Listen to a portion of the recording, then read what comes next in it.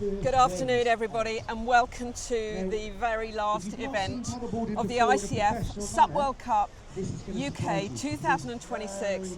We are here on Tor Abbey Sands, and look at all these paddlers. This is the distance race, and we couldn't be more excited because we are going to be watching some super fierce racing from the likes of Marie Buchanan, Cecilia Pampinella, Manu, oh my goodness, and the young guns as well, Alfred Gregory, so many, but some great British paddlers as well. We've got Dave Scott, who won a gold yesterday.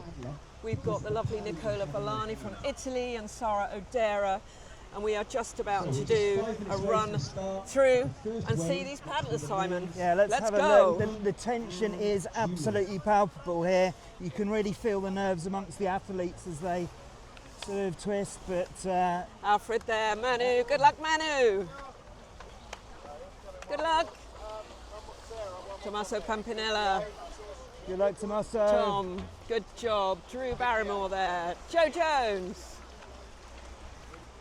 Good luck, everybody. So let's get in the water so we get a really good start. We'll keep well away from these paddlers, but that's your lineup for the open men and junior men. Now, some of these junior men, you actually cannot tell the difference because they are incredibly fit. I'm going to move a little bit away because the guys on this side here will be flying out, and we can get a really good view of what is happening with these paddlers. And then in the second wave we've got the open women. Absolutely, but it's quite a testament to the calibre of the junior men that they are in there with the open category, which is the elite category of male paddlers here. They've been absolutely stunning over the last couple of days of competition and not given anything away in terms of their performance. So this is an 8-kilometre course which goes out and across to Paynton Pier. There's a big orange buoy right over there which they're aiming for once they get out and around the initial yellow buoy, and then it's all the way back and onto the beach. Oh, it's going to be so exciting, and we've had the most fabulous... Well, this is a 5-day event. There's been something happening every day, but the last 3 days it's been ICF SUP extravaganza, and the sprints on Friday, and then the tech on Saturday, and the distance on Sunday, and then in between that we've had the Super Festival events happening, tech and sprints on the Saturday, and you can catch up on all the coverage that we've recorded for you on the dedicated YouTube channel. Please look on supjunkie.uk or SUP FM podcast, and you'll find the link to that dedicated YouTube channel, and you can fill your hearts and your minds and your eyes with all the coverage. You can live it. It's brilliant. You can live it with us. Relive it and see how it went down in Torquay this year. So you can see a big crowd, and everybody in the blue t-shirts and orange hats are the events team, all volunteers and all doing a cracking job. Over there we've got Glyn Smith, who is timekeeping. He's felt quite the pressure. He's never done an event like this, but he's been on fire. He's been really incredible. So shall we have a run through of these paddlers again, Simon, if we have the list, the scores on the doors. We've got on the far side on the Infinity, not sure which paddle he's got. We've got Manu next to him with the new Black Project paddle. So big up Black Project. We've been talking a lot about Blackfish, but we know that Black Project is an incredibly well-known brand and favoured by many of the paddlers around the world. So you've got Alfred Gregory on the left, you've got Manu next to him on that beautiful Sonova board. You've then got, I think that's Charlie Wag. Yes, Charlie Wag. Charlie Wag, and then Tommaso Pampinella, the bigger brother and coach of Cecilia, who has got 2 gold medals in this event. I think that is Tom Moran. And then Drew Barber, the young man from Norfolk, he is there, his trademark watermelon hat. Joe Jones from Wales, and then Greg Limlets. Greg Limlets from France. So this is going to be fierce. So here we go, everybody. We've got the start of the men's distance race for the ICF SUP World Cup 2026. 10 seconds. and the buzzer can go any time now. Here, as we know. This is going to be a great start, and we've got prime viewing. Here we go.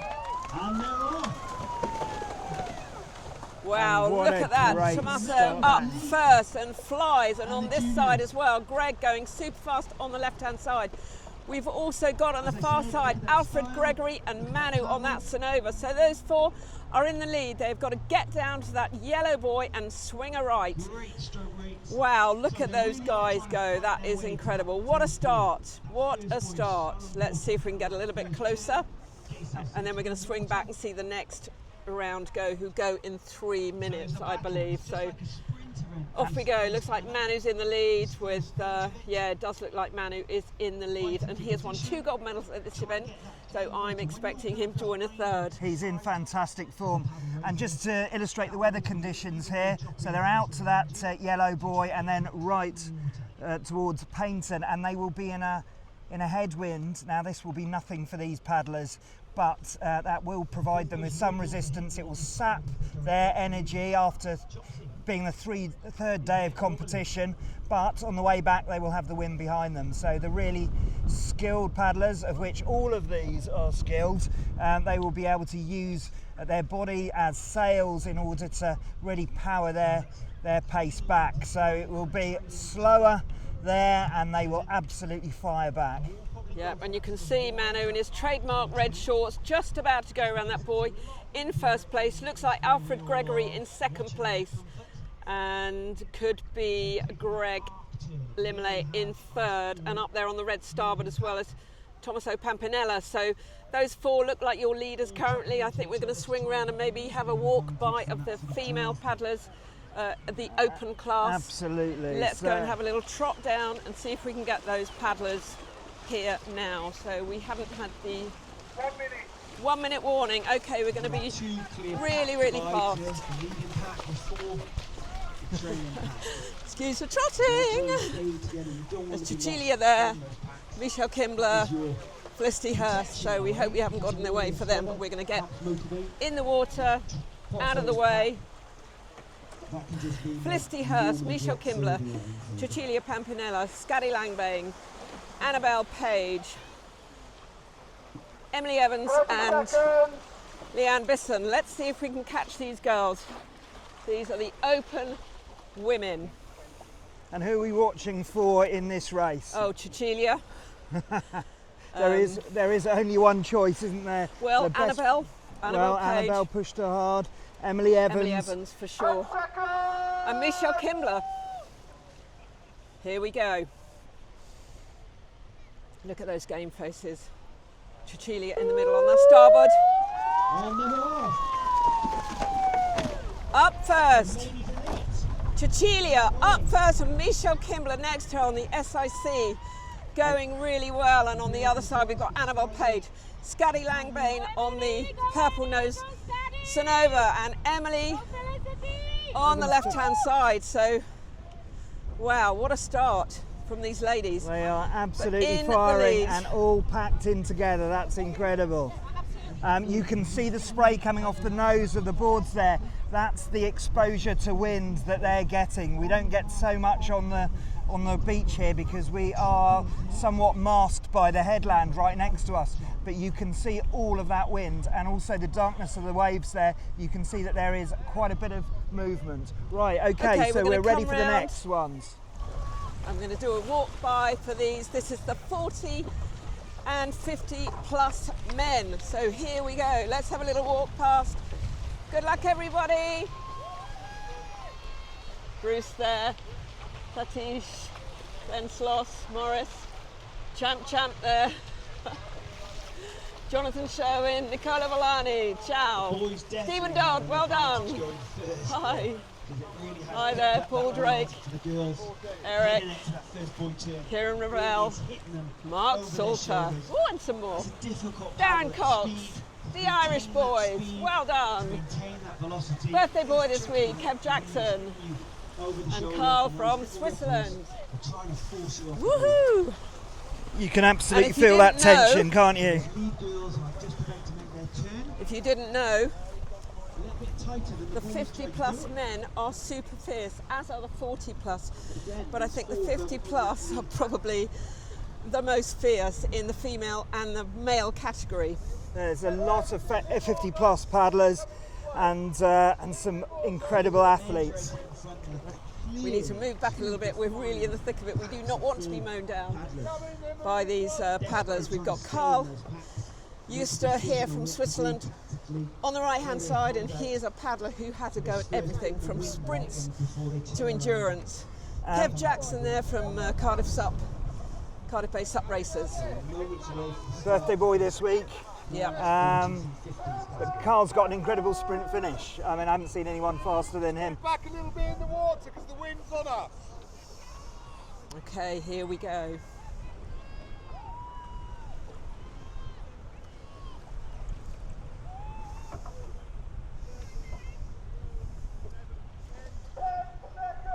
Oof, 10 seconds.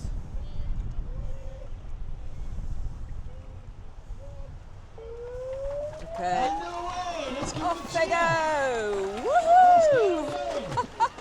And I can see Dave Scott up pretty much first. He did so well. He got a gold medal in the tech competition. You've got Denzel over there too, who looks pretty strong. Who else have we got on this side here? Right, let's have a... Amazing. Look at them go. That's a huge class, isn't it? 40 and 50 plus. And they're off, and we can see in the background the ladies, open class, paddling away there. Right. So I think we'll very immediately get here and get these ladies, 40 and 50 plus women.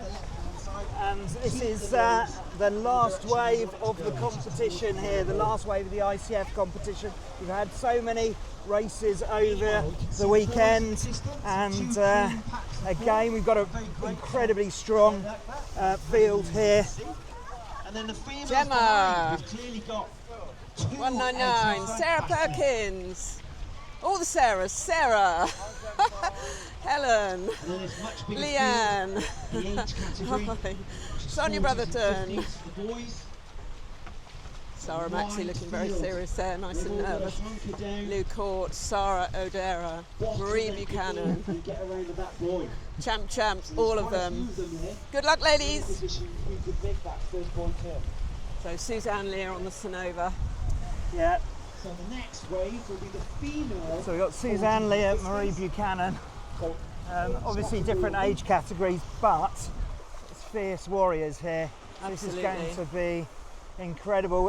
Who's your money on here? This is your specialist category. Oh gosh, well these are 40 and 50 plus. So yeah. Suzanne Lear for the 40 plus, and I think it could be Marie Buchanan for the 50 plus. They've both got 2 gold medals each this weekend, so yeah. Why stop now? Sarah O'Dara there is going to be a fierce competitor. Oh, Sarah Perkins too, Sarah Maxey. Gosh, so many to choose from. And Sarah Maxey, particularly with her game face on as we went through there, totally concentrating on the job in hand. Yep, and she gets quite nervous before these events. She said that to us as well. Lou Court, another one. She has really been paddling fiercely. So, oh my goodness, 30 seconds to go. 30 seconds on the last wave. This is the exciting bit. This is where you see if there are any problems, any snags. There will not be, I'm sure, from any of these ladies, but you never know with a beach start. You've got to be so on point about every little detail, and still something can catch you out. We've got 10 seconds to go. Attention Here we building. go. Oh, no jump starts there. Marie Buchanan up and Adam first of all. That is brilliant. Gemma over on the other side was really good too, and we've got Suzanne Lear who is up and ready to go. So it's going with form up there at the front. Suzanne Lear and Marie Buchanan leading off. Sarah O'Dara in 3rd place. Yep. And on the other side we've got Sarah Maxey on that very distinctive Sonova board with a British flag on the front. She is up there too. Lou Court in the middle on that Infinity, she's up there too. So it's all to play for, and I can see Sarah Perkins up tucking herself just behind Gemma Palmer-Dayton. but those three on the right are pushing forward and are looking pretty strong. So these are two classes. We've got the 40 and the 50 plus, and that is Suzanne Lear and Marie Buchanan, and 2 medals each so far this trip. What do you think, Simon? Well, I think it's going to go to form, which is quite amazing, bearing in mind that Marie and Suzanne have come out triumphant in both sprints and technical. This is a huge requirement. The ICF rules dictate that all 3 events should be on different days, so that at least there is some opportunity for recovery. Yeah. But these are elite level races, and the output is quite amazing. You look at the cadence at which they're paddling, it's unlikely that they will reduce that cadence for the entire 8 kilometres. And just to say that this is an 8-kilometre race on the ICF circuit, so it is quite some distance. So that means 4 kilometres upwind, and then the blessed relief of 4 kilometres downwind, where they're able to capitalise with the wind at their backs and push them back in the direction of Torquay. Absolutely, and we can see them coming up against that board. There is someone there who is struggling with their board, but that is not from this class. This is from a previous class, and it looks like, gosh, does that look like Marie in the lead? They're on the starboard. On the starboard. Yes. So Marie in first place and Suzanne Lear in second place, but there is someone Just there with ahead. her, and that could be Sarah Maxey. It's really quite difficult to see from here, but we will certainly get a view of that when it comes back in. But look at the power that Marie Buchanan is putting through. That really long paddle stroke there, metronomic paddle style there, and she really seems to be opening up a bit of a lead, even at this point. But I can see that it's going to be a competition between those two. Marie Buchanan from not far away from here. She was born in Torquay. She was brought up in Devon.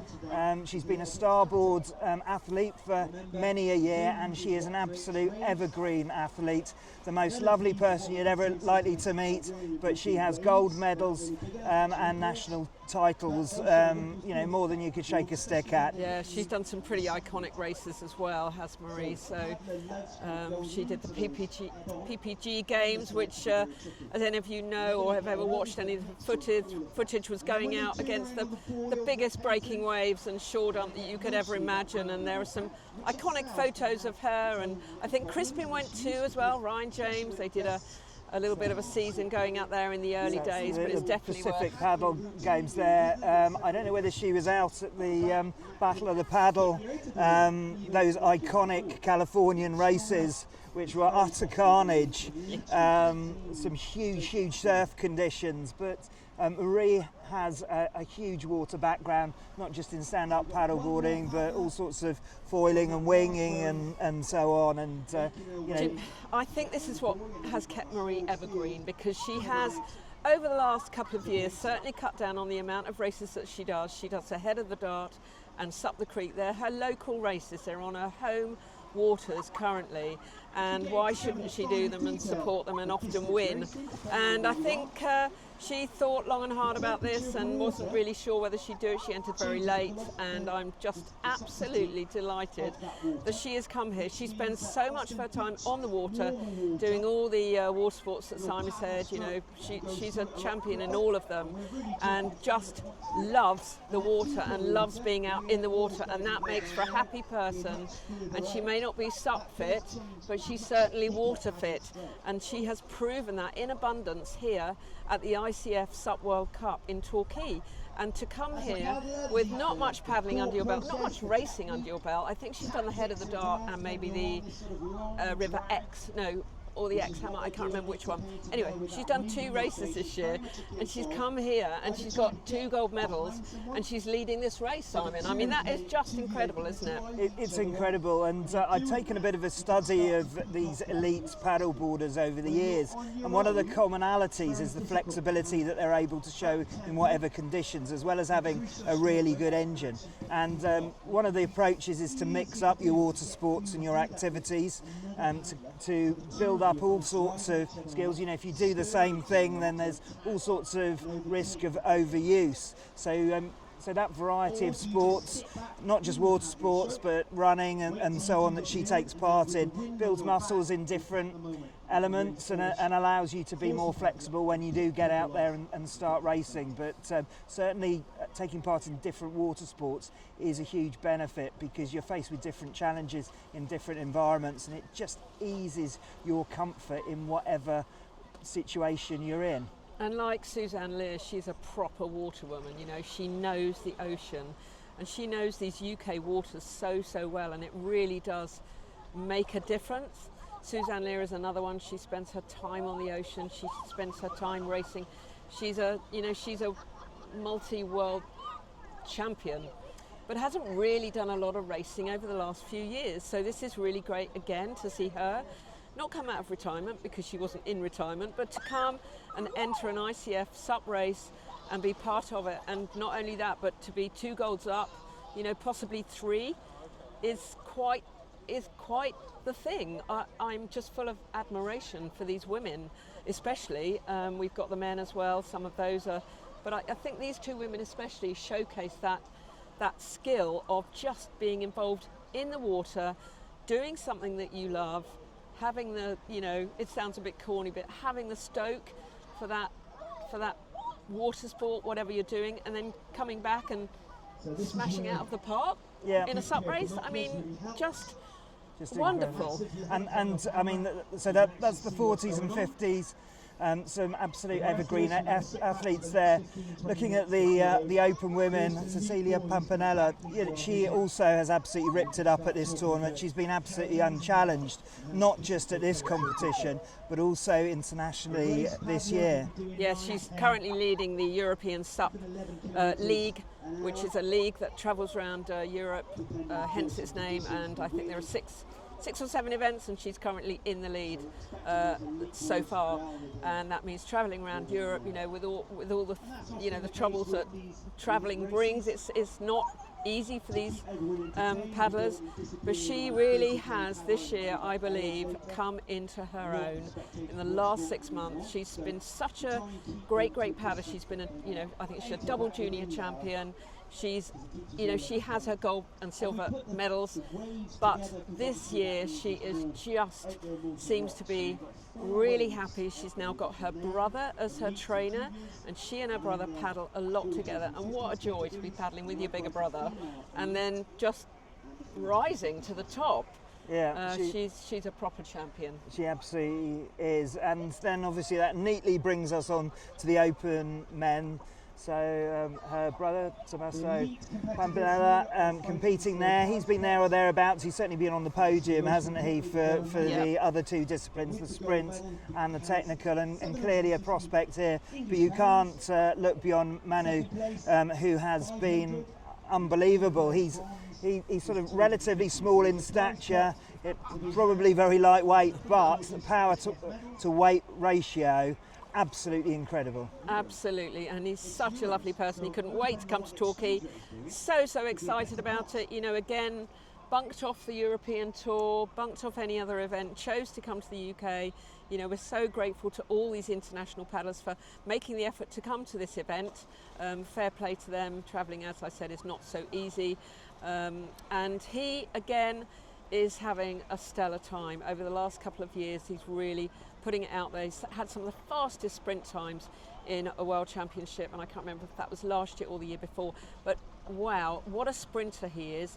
But also he's showing, you know, what a technical racer he is, and we will see how he does in the distance, but he is incredible. And are you seeing what I'm seeing? I think I'm seeing what you're seeing.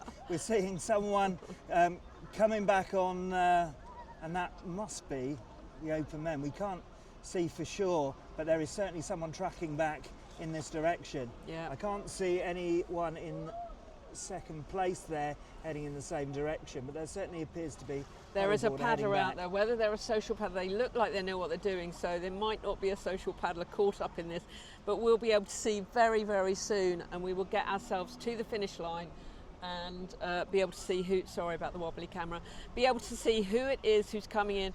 Seriously, it will not take them long. They've got a bit of a slog to get to Paynton Pier, which is 4k away. But once they turn round, they are going to get such a help, aren't they, Simon, with the swell and the wind. And it is much windier out there, so you've got, when they go up this way, and if they are a little bit close to the cliff, they've got a little bit of relief, but once they're out there in the open water, it's all to play for. But these paddlers, and have I just seen someone fall in the water? I think there's a safety boat out there Okay. around that area, so that might be what we're looking at. Yeah, okay. It may well be that someone's sort of given up. These conditions aren't for anyone, and we're just starting to see a tiny little bit of swell coming in, and the wind has now backed again, so it's coming straight from the west here, almost from our faces. So that looks like this is going to be a very quick return for them.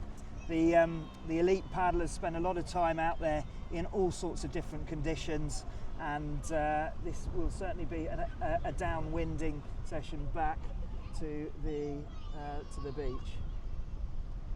And that is the sort of iconic view of the wheel and the Princess Theatre, and behind that you've got that wall there, which is the harbour, and behind that you've got this beautiful sort of double harbour. You've got a harbour and an inner harbour, and that is where we've got the what is famously called the banjo area, and it's a circle with a walkway through, and that is where all these stalls are for this event. That's where the music's been happening, and that is where the food and the presentations have been going off. So we're just going to slowly wander ourselves back away from the water, because it will not be long before we see some paddlers coming back, I don't think at all. So we were hoping to have a boat today, but there is no boat, so we are here on the beach. There probably wasn't enough time for us to get on the cliff to take any footage, so please bear with us, but we can hopefully talk you through it, and as soon as we spot somebody, we will be able to see. Well, let's have a quick look back at the beach, because we've got all sorts of tourists of whom this is their first experience of stand-up paddleboard racing. I think of all of the disciplines, maybe this is the one that isn't quite as spectator friendly. The best sort of spectator event is the technical, which was yesterday, where paddlers have to go out together round various buoys and back round other buoys, and there's lots of knocking boards and falling in, and lots of excitement there. So that really is the sort of gladiatorial type competition that SUP is so known for. We've also had the sprints on Friday, which is a straight return to the shore from a pontoon just out in Tor Abbey sands here, just a little bit out to sea. But you can see the absolutely stunning landscape. The English Riviera is what we call it, and there's some beautiful, beautiful buildings and some fantastic beach to enjoy, and it's really set itself up as a centre for water sports generally, but a centre for stand-up paddle boarding particularly. And there's been a number of races, not just the ICF Championships or the World Cup that we've got running at the moment. The Super Festival's been running for a couple of years now, and there have been also other competitions like SUP 12, which is another Brendan Prince race based on a format called Last Paddler Standing, so very much an endurance-based exercise. But we've got, I think, so that looks I'm not sure, because they are now. No, they're sitting down. They're I think. sitting down, so I don't think they're a racer. I think they're ending their race. But we can see quite a spread. Probably you can't see it very well by camera, but we can certainly see it visually, of shapes just reaching out to Paynton Pier, just around the headlands there. And we've got some beautiful beaches down here, haven't we, Simon? We've got Paynton with its, classic English pier with a like a funfair on the end, and chips and ice creams are plenty, candy floss, and it's all being regenerated as well, isn't it? Redeveloped down there. The local council have been very, very focused on regenerating this area as a tourist destination, and they've done a brilliant job, and we've seen all of that developing over the years. In Torquay, the inner harbour is absolutely beautiful. It's got a very sort of Italian type feel to it, and back in the days, I could do my history bit now. As I say, but just before you start that, look at the boat. This is a tourist boat. That's probably been to Brixham, and you can see all the people on the top of that boat, and they will be having pretty much a bird's eye view of this race. Actually, a better view than ours. So, whoa! Look at that! Look at that! Sort of looks like it's leaning right over, but they are just about to pop into that harbour and get into the calmer waters. And yeah, they've come from Brixham here, all there and back. Yeah, well, now these girls who are on here, I don't fancy their chances because they'll be heading towards the harbour, I expect, unless she is a very, very good paddler. Yeah. Somewhat rough conditions. It's good that it's not an offshore wind. It did veer to be offshore earlier on, but it's very much blowing behind them now. But it's really windy, isn't it? It's really got, that wind has really got up, so hopefully those paddlers will be making the most of that. And there are a few people out on the water actually. On the paddleboard, the children, could you just sort of move your way back, fight the wind a little bit for us? Just move yourself out to the race area, please. They might have to be... And that might be easier said than done. Come to shore if that's easier with the wind. Come to shore and then walk along. Yep, they might need a little bit of an assistance there, or someone to get on and actually do some paddling, because that wind is pretty fierce. So, gosh, can we see any paddlers coming back yet, Simon?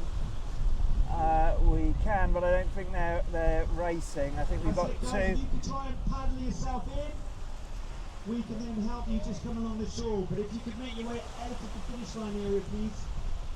So we've got the water safety team who are obviously out with the paddlers and hanging about around the buoys. We've got these two. So not on the beach. Probably two dads who are going in to drag those girls away from the line. So here's our part of our events team here, who are just keeping an eye on proceedings and on the paddlers in the water. But they have been absolutely fantastic. The tide is coming in, and it comes in, as you can see. Look at that, pretty quickly. Yeah. So we will not be... I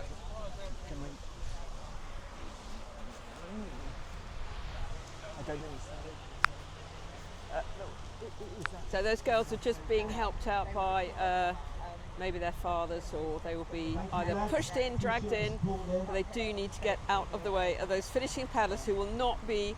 It will not be long before they come. Okay, good. So we will pick this up in a minute, and we will pick this up in a minute, and we'll take a wee break, are we? Yeah. Okay. Thanks for checking in, guys.